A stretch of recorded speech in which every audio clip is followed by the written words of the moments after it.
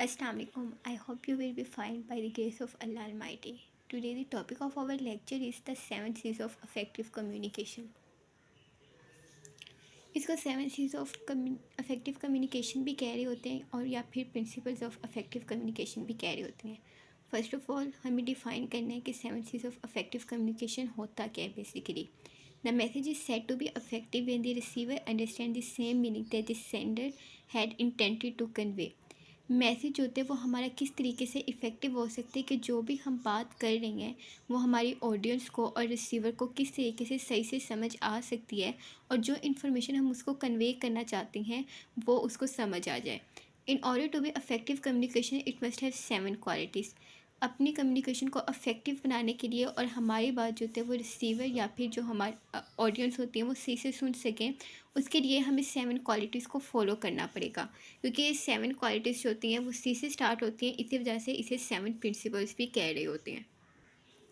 7 principles और या फिर qualities which men have the sentence to make his message more effective and forceful.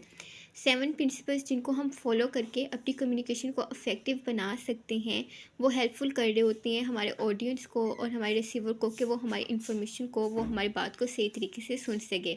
These principle starts with the letter C. ये जो हमारे पास 7 principles होते हैं ये सी लेटर से स्टार्ट होती हैं. प्रिंसिपल्स में आपने एक बात याद रखनी है कि जो जिसके लास्ट में ए एल आ जाते हैं वो स्कूल का प्रिंसिपल होते हैं और जिसके लास्ट में एल ही आते हैं वो प्रिंसिपल हमारे पास असूल होते हैं, वो हमारे पास रूल्स होते हैं. अब 7 C's ऑफ अफेक्टिव कम्युनिकेशन हैं क्या क्या. उसमें सबसे पहले हम लोगों के पास कंप्लीटनेस आता है, फिर कंसाइसनेस आता है, थर्ड जो होता है वो कंसिडरेशन होता है, फोर्थ कंक्रीटनेस होता है, 5 क्लैरिटी होता है, 6 कॉटेस्टी होता है और 7 जो होता है वो करेक्टनेस होता है. अब हम डिटेल से इन एक एक के बारे में पढ़ेंगे ताकि हम अपनी कम्युनिकेशन को जो भी हम बात कर रहे हैं उसको सही तरीके से कन्वे कर सकें और अपनी कम्युनिकेशन स्किल्स को इम्प्रूव कर सकें. अब सबसे पहले हमने स्टडी करना है कंप्लीटनेस के बारे में. Message is complete when it contains all facts the reader और listeners need for the reaction you decide. हमारा मैसेज जो होता है वो कंप्लीट कब होता है कि जब हम उसमें वो सारी बातें बता दें, वो सारे फैक्ट्स बता दें जो कि एक रीडर या फिर जो भी हमें सुन रहे होते हैं लिसनर वो चाहते हैं कि उन्हें कंप्लीट इन्फॉर्मेशन मिल जाए. मतलब जो भी हम बात कर रहे हैं उसके अंदर हमने सारे फैक्ट्स एक्सप्लेन करने हैं कि इस बात के पीछे क्या हम कन्वे करना चाहती हैं और हमारी बात जो है वो ऑडियंस को सही तरीके से समझ आ जाए. प्रोवाइड कंप्लीटनेस का मतलब भी यही होता है कि हमने कंप्लीट इन्फॉर्मेशन देनी होती है. प्रोवाइड आल नेसेसरी इन्फॉर्मेशन, जितनी भी इन्फॉर्मेशन नेसेसरी है उस चीज़ के लिए वो हमें सारी बतानी चाहिए. आंसर्स ऑल क्वेश्चंस, आज जितने भी क्वेश्चन पूछे जाएँ उन सब के जवाब हमें आते हों और जो भी क्वेश्चन अगर कुछ ना भी पूछे जाए ना तो फिर भी हमें अपनी कम्युनिकेशन को इतना इफेक्टिव रखना चाहिए कि लिसनर जो होता है वो हमारी बात को कम्प्लीटली अंडरस्टैंड कर सके. ओमिशंस का सस्पिक्शन, भूल जाने से शकूक पैदा होती हैं. इसका बेसिकली मतलब ये होता है कि हमें जो भी बात करनी है उसे भूलना नहीं है. हमने जो भी बात कन्वे करनी है उसके हर फैक्ट को एक्सप्लेन करना है. Give something extra when decidable. जब आप किसी भी चीज़ के बारे में डिटेल से एक्सप्लेन करना चाह रहे हो तो आप उसमें 2-3 की पॉइंट्स बता दें या फिर मेन पॉइंट्स बता दें जिससे आपकी इन्फॉर्मेशन जो होती है वो सही तरीके से कंप्लीट हो जाए. इसकी एग्जांपल में हम ये भी ले सकते हैं कि अगर एक इंसान है वो टीवी शो पर गया है और वहाँ पर जाके उसने अपनी टीवी को ख़रीदना है और उसके पास बेस्ट टीवी है, लेकिन जो हमारे पास स्पीकर है और वो टीवी को परचेज़ करना चाहते हैं, लेकिन जो हमारा स्पीकर है जो बात बता रहा होता है अगर वो सही से एक्सप्लेन नहीं कर पाता है कि इस टीवी के अंदर ये क्वालिटीज़ हैं, ये इस तरीके से हेल्पफुल हो सकती है, तो हो सकता है कि जो ऑडियंस हैं या फिर जो लिसनर है वो वहाँ से टीवी ना ख़रीदे और वो दूसरी शॉप पर चला जाए जहाँ पर टीवी जो होता है वो इतना अच्छा भी नहीं है, लेकिन उसने सारे फैक्ट्स बताए हैं, उसने बताया कि इसके क्या बेनिफिट्स हो सकते हैं. तो वो क्या करेगा कि वो उस शॉप से ख़रीद लेगा क्योंकि उसने अपनी इन्फॉर्मेशन जो होती है वो सही से एक्सप्लेन की है, उसने अपनी कम्युनिकेशन को इफेक्टिव बनाया है. इसकी सेकंड एग्जांपल हम ये भी ले सकते हैं to reserve a hotel banquet. Hotel banquet क्या होता है कि एक ऐसी प्लेस जहाँ पर जो होता है वो बहुत से लोग इकट्ठे हों और उनके लिए जो होता है वो हर चीज़ का अरेंजमेंट किया गया हो, वहाँ पर उनके लिए मील्स अरेंज किए गए हों, वहाँ पर उनके लिए बेड्स अरेंज किए गए हों और उनको कम्फर्ट जोन्स प्रोवाइड किया गया हो. स्पेसिफाई दी एकोमोडेशन, वहाँ पर जिस चीज़ की भी ज़रूरत होगी वो सारी उन्हें कन्वे की जाए. नीडिड कि उसमें हमें व्हाट मतलब किस चीज़ की ज़रूरत जो होती है वो ऑडियंस को पड़ सकती है, लोकेशंस कहाँ पर वो जगह है, स्पॉन्सरिंग ऑर्गेनाइजेशन और वो कौन सी ऑर्गेनाइजेशन है जो इस सारे काम को ऑर्गेनाइज कर रही है, डेट एंड टाइम और किस जगह और कब जो होगा वो उन्हें फैसिलिटी प्रोवाइड की जाएगी, इवेंट किस वजह से ये ऑर्गेनाइजेशन जो होती है ये सारा काम कर रही है, क्यों कर रही है, why and other necessary details और इसके पीछे बाकी क्या डिटेल्स होती हैं, किस वजह से ये कर रही हैं काम, हाउ मतलब किस तरीके से कर रही हैं, ये सारी बातें जो होती हैं वो उन्हें अपनी कम्युनिकेशन के अंदर, अपनी बात के अंदर साबित करनी चाहिए, ताकि जो भी ऑडियंस है वो उनकी बात को समझ सकें और वो कंप्लीट इन्फॉर्मेशन को हासिल कर सकें। आई होप कि कंप्लीटनेस की आपको कंप्लीट समझ आ गई होगी कि हमने किस तरीके से अपनी इन्फॉर्मेशन को, अपनी बात को इफ़ेक्टिव बनाना है कि ऑडियंस जो होती है वो हमारी बात को समझ लें। ये सेकंड हमने टाइप पढ़नी है सीस अफेक्टिव कम्युनिकेशन की, वो है कॉन्साइजनेस। कॉन्साइजनेस का बेसिकली मतलब क्या होता है कि किस तरीके से हमने शॉर्ट वर्ड्स के अंदर जो होती है वो अपनी इन्फॉर्मेशन को एक्सप्लेन करना है कि ऑडियंस को हमारी बात समझ आ जाए और हमारा टाइम जो होता है वो सेव हो जाए। Conciseness is saying when you have to say in fewest possible words without sacrificing, कि कॉन्साइजनेस के अंदर हम किस तरीके से कम वर्ड्स को एक्सप्लेन कर सकते हैं कि जो भी ऑडियंस है वो हमारी बात को सही से सुन सकें। अ concise message is complete without being Verde. इसमें हमने वर्ड टू वर्ड बात को एक्सप्लेन नहीं करना होता, हमने सिर्फ मेन आइडिया देना होता है ऑडियंस को और लिसनर को कि वो हमारी बात को समझ सके। जो concise message saves times and expense for both sender and the receiver. जो कंसाइज मैसेज होता है वो टाइम को सेव कर रहा होता है, रीडर के लिए भी, जो हमारे पास स्पीकर होता है उसके लिए भी, रिसीवर के लिए भी, और जो सेंडर वही जो स्पीकर होता है वो इन्फॉर्मेशन जो दे रहा है उसका भी टाइम बचा रहा होता है, रिसीवर जो सुन रहा होता है उनका टाइम भी बचा रहा होता है। इट मीन्स वर्डीनेस, इसका मतलब ये होता है कि इसमें जो होता है वो हम अल्फाज को कम कर देते हैं, हम सिर्फ मेन आइडिया प्रोवाइड कर रहे होते हैं। अब सी टाइप्स ऑफ अफेक्टिव कम्युनिकेशन में एक ऐसी सी टाइप जो वर्डीनेस हो, जिसमें हम कम अल्फाज को इस्तेमाल करेंगे, तो वो हमारे पास कॉन्साइजनेस होगी। कॉन्साइजनेस इंक्लूड्स एलिमिनेट वर्ड एक्सप्रेशन। कॉन्साइजनेस में किस चीज़ को शामिल किया जाता है कि हमने वर्ड टू वर्ड तो बात बतानी नहीं है, तो एलिमिनेट कुछ वर्ड्स को हम वहाँ से निकाल देंगे। इंक्लूड ओनली रेलिवेंट मटेरियल, वो रेलिवेंट मटेरियल्स जो कि नेसेसरी है रिसीवर के लिए, सिर्फ उसी को हम शामिल करेंगे। अवॉइड अननेसेसरी रेपिटेशन, जो वर्ड्स होते हैं वो हमारे पास इंपॉर्टेंट नहीं है, हम उनको एक्सप्लेन नहीं करेंगे। नॉन रिपीटिटिव इन नेचर, ये एक ऐसा प्रोसेस है कि जो नेचर में नॉन रिपीटिटिव है। एग्जाम्पल्स में wordy in due a course concise soon, कि इसके एग्जाम्पल में हम ये भी ले सकते हैं कि वो वाला कोर्स जो कि आप अभी पढ़ रहे हैं वो बहुत जल्द होगा, वो कंप्लीट हो जाएगा, वो बहुत जल्द ख़त्म हो जाएगा। अब यहाँ पर हम एक एक बात को एक्सप्लेन नहीं कर रही हैं कि ये वाला ये वाला चैप्टर हम इतने दिनों में पढ़ेंगे, ये वाला चैप्टर छोटा है इसको हम इतने दिनों में पढ़ेंगे। हम chapter two chapter wise explain नहीं कर रहे हैं, बस हम ओवरऑल बता रही हैं कि ये वाली बात जो होगी या ये वाली बुक जो होगी आपकी बहुत जल्द कंप्लीट हो जाएगी। आई होप कि कंसाइजनेस का भी आपको समझ आ गया होगा। नेक्स्ट टाइप हमने कंसिडरेशन के बारे में पढ़ना है। कंसिडरेशन का बेसिकली मतलब क्या होता है? Consideration means preparing every message with the message receiver's in mind. Put yourself at their place, being aware of their ideas, emotions, attitude, desires, circumstances and probable reactions to your point. Consideration में हम ये consider कर रहे होते हैं कि अगर जो भी हम बात कर रहे हैं, हम स्पीकर हैं, ख़ुद को हम ऑडियंस की जगह पर रखकर सोच रहे होते हैं और हम लोग ये सोच रहे होते हैं कि अगर हम ऑडियंस की जगह पर होते तो क्या क्वेश्चंस हमारे दिमाग में आ सकते थे और किस तरीके से हम जो होते हैं वो स्पीकर से एक्सपेक्ट कर रहे होते थे कि वो हमें इंफॉर्मेशन को एक्सप्लेन करें। कंसिडरेशंस में हम दूसरों के इमोशंस को भी देख रहे होते हैं, उनके एटीट्यूड को भी देख रहे होते हैं, उनके कॉन्फिडेंस लेवल को भी देख रहे होते हैं, और इसके अलावा हम बहुत सी दूसरी चीज़ों को भी, बहुत सी दूसरे सर्कमस्टांसेस को भी नोटिस कर रहे होते हैं।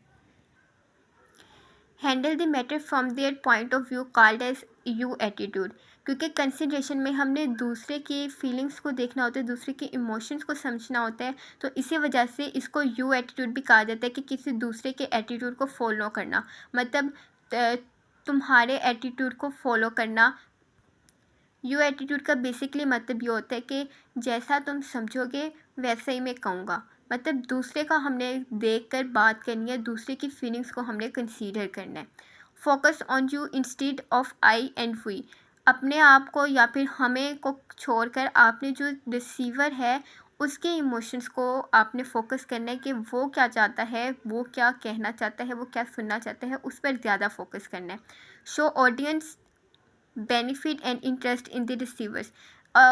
ऐसी बात करें कि जो रिसीवर या जो ऑडियंस सुन रही है उनके अंदर खुद ब खुद इंटरेस्ट डेवलप होना शुरू हो जाए। Emphasize positions present facts. ऐसे फैक्ट्स को एक्सप्लेन करें कि जो रिसीवर है वो आपकी बात को सही से सुन सके। एम्फसाइज का मतलब क्या होता है कि आपने दूसरे के इमोशंस को समझना है और दूसरे के एटीट्यूड को समझना है। और एम्फसाइज और सिंपैथी में हल्का सा डिफरेंस होता है। एम्फसाइज में जो होता है हम दूसरों के इमोशंस को फील कर रहे होते हैं, लेकिन सिंपैथी जो मैंने साइड पे लिखा हुआ है यहाँ पर हम दूसरे के इमोशंस को फील नहीं कर रहे होते हैं। आई होप कि आपको कंसिडरेशन की भी समझ आ गई होगी। अगर आपको नहीं आई तो फिर आप क्वेश्चनिंग कर सकते हैं। जो फोर्थ सी टाइप हमने पढ़नी है वो है कंक्रीटनेस। कंक्रीटनेस का बेसिकली मतलब क्या होता है कि हमने जो भी बात करनी है वो टू द पॉइंट करनी है और उसके अंदर जो होती है वो फजूल या इधर उधर की कोई भी बातें जो होती हैं वो शामिल नहीं करनी। कंसाइजनेस में और कंक्रीटनेस में आपने एक बात याद रखनी है कि कंसाइजनेस में हमने जो बात करनी थी उसमें हमने सिर्फ मेन आइडिया को एक्सप्लेन करना था। उसमें जो था हमने शॉर्ट वर्ड्स के अंदर अपने रिसीवर को सारी बात समझानी थी। और कंक्रीटनेस के अंदर हमने टू द पॉइंट बात करनी है, ठीक है। रेदर देन फजी और जंपल, इधर उधर की जो फजूल सी बातें हैं उनको हमने शामिल नहीं करना है। रेपुटेशन बिल्डअप, जब हम टू द पॉइंट बात करते हैं तो क्या होगा कि इसके ज़रिए से हमारे अंदर कॉन्फिडेंस बिल्डअप होगा कि किस तरीके से हमने अपनी इंफॉर्मेशन को कन्वे करना है। Communication correctly means being specific, definite and vivid rather than the ways and general. हमने कम्युनिकेशन के अंदर ऐसी बातों को शामिल करना है कि जो स्पेसिफिक हो, डेफिनेट हो, उसके पीछे कोई ना कोई वजह हो, विविड हो, उसके पीछे जो कि वो एक वशद होनी चाहिए हमारे पास, rather than vague and general. कोई भी जनरल आम सी बात या फिर नॉन स्पेसिफिक वर्ड्स को जो होगा वो एक्सप्लेन नहीं करना चाहिए इतना। Use denotative words, dictionary based direct rather than the connotative words. हमें जो होगा वो हमें डिनोटेटिव वर्ड्स को एक्सप्लेन करना चाहिए जो कि डिक्शनरी से एक्सप्लेन करना चाहिए। ऐसे वर्ड्स को एक्सप्लेन नहीं करना चाहिए कि जो दूसरे के आइडियाज़ को या फिर नोशंस को एक्सप्लेन कर रहे हो। कंक्रीटनेस के अंदर हमें स्पेसिफिक फैक्ट्स और फिगर्स को स्टडी करना चाहिए। Put actions in your verbs, कि जो भी आप बता रही हैं उसको आपको परफॉर्म करके दिखाना चाहिए। Choose vivid image building words, ऐसे वर्ड्स एक्सप्लेन करने चाहिए कि जिससे रिसीवर को आपकी बात सही से समझ भी आ जाए। अब कंक्रीटनेस का ये भी होता है कि बहुत सी न्यूज़ चैनल्स ऐसे होते हैं कि जहाँ पर हम सिर्फ हेडलाइंस देख रही होती हैं। हेडलाइंस के ज़रिए हमें सारी बेसिकली बात पता चल जाती है, हम उसकी डिटेल में इतना नहीं जाती हैं। तो कंक्रीटनेस का बेसिकली मतलब क्या होता है कि टू द पॉइंट हमने बात करनी है। इसकी एग्जांपल में हम ये भी ले सकते हैं कि वेग जनरल इंडेफिनेट स्टूडेंट का मार्क्स स्कोर्स आर हायर, कि वेग एक ऑर्गेनाइजेशन है कि जिसके अंदर स्टूडेंट्स ने जो का वो ज़्यादा मार्क्स जो होते हैं वो कंटेन किए हैं, ज़्यादा मार्क्स हासिल किए हैं। Concrete precise in 1999 the GMAT scores average 1600। Concrete precise में क्या हुआ कि 1999 में एक जमात था जिसने स्कोर्स किया था एवरेज 1600 तक, और 1997 में जो था वो राइजन 1997 तक वो 610 तक था, लेकिन 99 में वो कम होकर 1600 तक हो गया। मतलब उस वक्त तक कोई भी इतना अच्छा प्लेयर जो था वो नहीं आया था, सिर्फ 1997 में जो हाई स्कोर रहा था वहीं तक ही रहा। जो फिफ्थ टाइप हमने पढ़नी है वो है clarity, the quality of being clear, कि जो भी हम बात कर रहे हैं वो हमारी ऑडियंस को सही तरीके से समझ आनी चाहिए। Choose precise concrete and familiar words, ऐसे वर्ड्स को हमें चूज़ करना चाहिए कि जिसको समझने में ऑडियंस को भी आसानी हो। Construct effective sentences and paragraphs, ऐसे सेंटेंसेस और पैराग्राफ को हमें कंस्ट्रक्ट करना चाहिए, बनाना चाहिए कि जिससे दूसरे इंसान को पढ़ने में और समझने में आसानी हो। Clarity is achieved in part through a balance between the precise language, means selecting exactly the right words to convey the meaning. Clarity में हमें वर्ड्स का चुनाव जो होगा, मतलब अल्फाज का चुनाव सोच समझ कर करना चाहिए। ऐसे अल्फाज इस्तेमाल करने चाहिए कि ऑडियंस को हमारी बात सही से समझ आ जाए। Familiar language comprise words of one's personal repertoire, familiar to the audience and appropriate for the situations. ऐसे वर्ड्स को एक्सप्लेन करना चाहिए कि जिससे ऑडियंस भी फेमिलियर हो और उनको समझने में भी आसानी हो। नेक्स्ट हम देखेंगे कि क्लैरिटी की एग्जांपल्स क्या होती हैं। Unclear, being an excellent lawyer I am sure you can help अस। वो कहते हैं कि ये वाला जुमला जो है वो हमारे पास क्लियर नहीं है। बीइंग एन एक्सीलेंट लॉयर, एक अच्छा वकील होने के नाते मैं इस बात पे यकीन रखती हूँ कि आप हमारी मदद करेंगे। लेकिन ये सही जुमला नहीं है, मतलब उसने सही तरीके से वर्ड्स को एक्सप्लेन नहीं किया हुआ। क्लियर जो होता है वो इससे होता है कि as you are an excellent lawyer, यहाँ पर उसने उस इंसान पर कंफर्म किया है कि वो एक्सीलेंट लॉयर है। वहाँ पर उसने कंफर्म नहीं किया, वहाँ यहाँ पर उसने उसको एड्रेस किया है कि as you are an excellent lawyer I am sure you can help us. मुझे इस बात की यकीन है कि आप हमारी मदद करेंगे। उसने यहाँ पर उसको कंफर्म किया है कि वही एक्सीलेंट लॉयर है, लेकिन ऊपर वाले सेंटेंस में उसने उसको एड्रेस नहीं किया है। इसी वजह से ये ऊपर वाला हमारे पास अनक्लियर है और नीचे वाला जो है वो हमारे पास क्लियर है। कर्टसी, कर्टसी में क्या होता है कि हमने फ्रेंडली और हेल्पफुल तरीके से दूसरे से बात करनी होती है। हमने अपने ऑडियंस से बात करनी होती है कि वो हमारी तरफ इंगेज्ड हों, वो हमारी बात को सही से सुन सकें। ये वाहिद टाइप है 7 C's इफ़ेक्टिव कम्युनिकेशन की, जो कि बाइस्ड नहीं है। कोई भी ऐसी हमारे पास इफ़ेक्टिव कम्युनिकेशन की टाइप नहीं है जो कि बाइस्ड हो, लेकिन ये वाली वाहिद है। ये एमसीक्यूज़ में भी आ सकती है कि वो कौन सी टाइप है इफ़ेक्टिव कम्युनिकेशन की जो कि बाइस्ड नहीं है, तो वो हमारे पास कर्टेसी है। अब कर्टेसी को हम डिफ़ाइन करते हैं। Courtesy means not only aware of others perspectives but feelings friendly and helpful वे।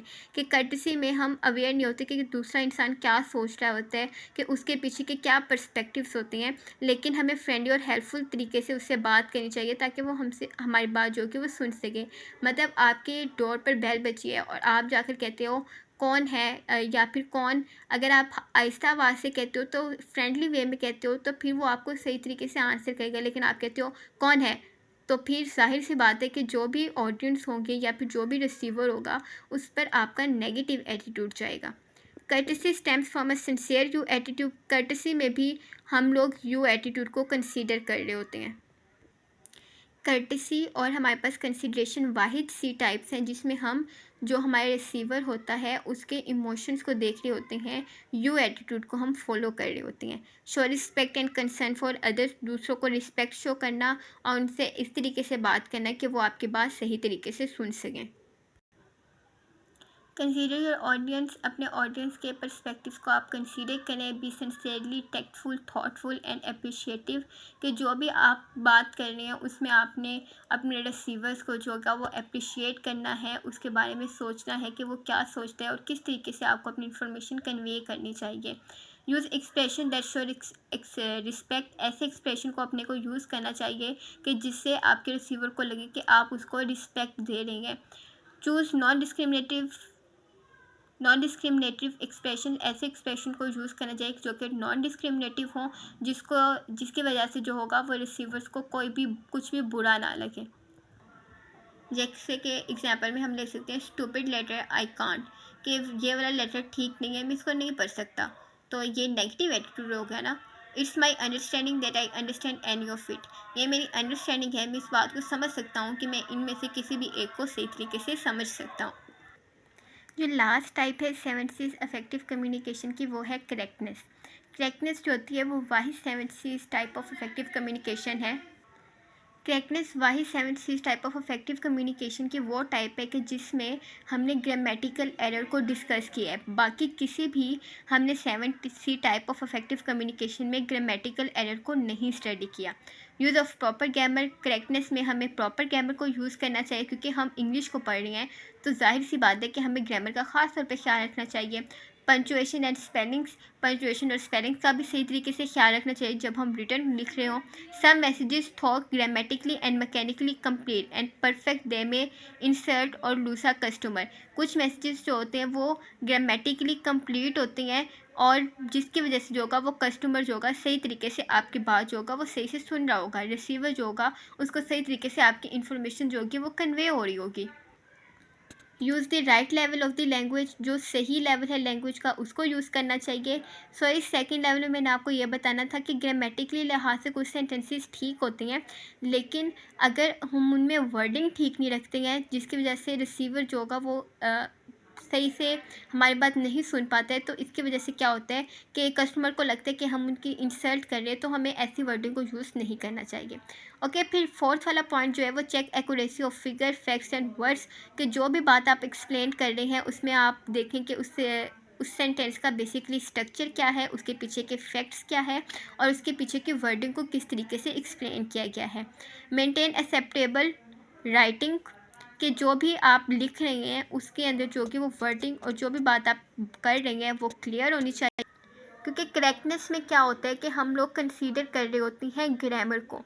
तो यहाँ पर हम देखेंगे कि I do had my work, यहाँ पर ग्रामेटिकली ये सेंटेंस ठीक नहीं है, ये पास्ट परफेक्ट का टेंस है। पास्ट परफेक्ट में हम हैड लगा रहे होती हैं, डू तो हम प्रेजेंट टेंस में लगा रहे होते हैं। तो ग्रामेटिकली प्रेजेंट और पास्ट परफेक्ट एक दूसरे के साथ तो नहीं मिल सकती हैं, इसी वजह से ये सेंटेंस जो है वो हमारे पास बेसिकली गलत है, क्योंकि ग्रामेटिकल रूल्स को फॉलो नहीं कर रहे हैं। करेक्ट जो है वो है I had done my work, कि मैंने अपना काम पूरा किया। हैड जो हमारे पास हेल्पिंग वर्ब होता है पास्ट परफेक्ट में, डन जो हमारे पास थर्ड फॉर्म हम वर्ब की यूज़ कर रहे होती हैं। ब्रॉड इंस्टेड ऑफ ब्रंक एक्सेट्रा, ये सेंटेंस होगा वो सही से उन्होंने कंप्लीट किया हुआ है, ग्रामेटिक्स को फॉलो किया हुआ है, ग्रामर को फॉलो किया हुआ है उन्होंने। कंक्लूजन, जो भी हमने 7 C's ऑफ इफेक्टिव कम्युनिकेशन को स्टडी किया है, इसका बेसिकली कंक्लूजन क्या है, इसका नतीजा क्या है। To conclude the whole we can say that these principles are very important for us to become a good communicators. They provide guidelines for choose of content and style of our messages. अगर हम इन 7 C's effective communication को follow करते हैं, 7 principles को follow करते हैं, तो रिसीवर और ऑडियंस जो कि वो हमारी बात सही तरीके से सुन रही होंगी, ये हमें गाइडलाइंस प्रोवाइड कर रहे होते हैं कि किस तरीके से हम अपनी कम्युनिकेशन को इफेक्टिव बना सकते हैं। That's all from my side. 7 C's of effective communication इतना ही था। अगर आपको कोई भी टॉपिक समझने में प्रॉब्लम हो रही हो तो आपने ज़रूर एक्सप्लेन करना है। If you like my video then you should like, share, comment and subscribe. Thank you.